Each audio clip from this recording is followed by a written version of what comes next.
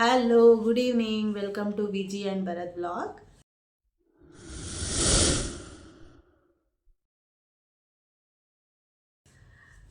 ಇವಾಗ ಆಫೀಸಿಂದ ಬಂದು ಬ್ಲಾಗ್ ಸ್ಟಾರ್ಟ್ ಮಾಡ್ತಿದ್ದೀನಿ. ತಮ್ಲೈನಲ್ಲಿ ನೋಡ್ದಂಗೆ ನಿಮಗೆ ಗೊತ್ತಿದೆ ಏನಂತ.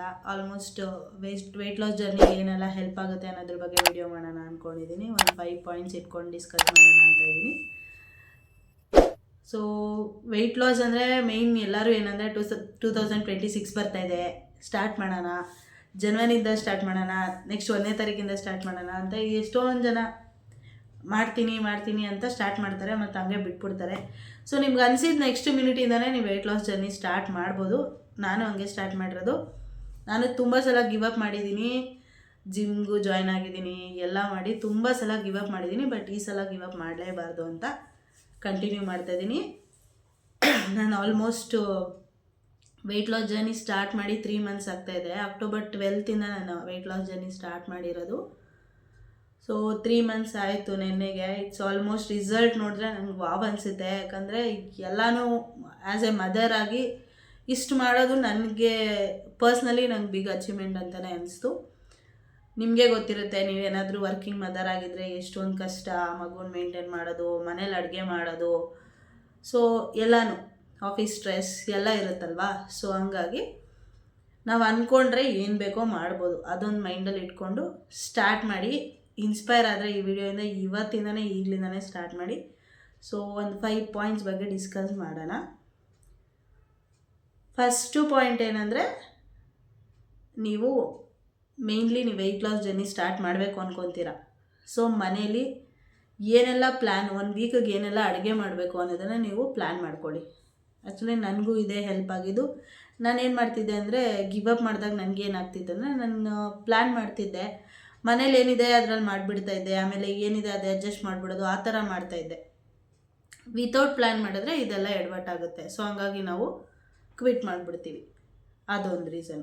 ಸೆಕೆಂಡ್ ಪಾಯಿಂಟ್ ಏನಂದರೆ, 2 to 2.5 ಲೀಟರ್ಸ್ ಅಷ್ಟು ವಾಟ್ರ್ ಕುಡೀರಿ, ಓಕೆನಾ?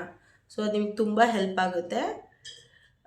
ಆಮೇಲೆ ಥರ್ಡ್ ಪಾಯಿಂಟ್ ನನಗೆ ತುಂಬ ಇನ್ಸ್ಪೈರಿಂಗ್ ಆಗಿ ವರ್ಕ್ ಆಗಿದೆ ಏನಂದರೆ, ಫಾರ್ ಎಕ್ಸಾಂಪಲ್ ಈಗ ನಾನು ಒಂದು 89 kgs ಇದ್ದೆ, ಒಂದು 88-87 kg ಅಂದರೆ ಸ್ವಲ್ಪ ಡ್ರೆಸ್ಸು ಫಿಟ್ ಆಗ್ತಿರಲ್ಲ, ಒಂದು 2 kg ಕಮ್ಮಿ ಆದರೆ ಫಿಟ್ ಆಗುತ್ತೆ.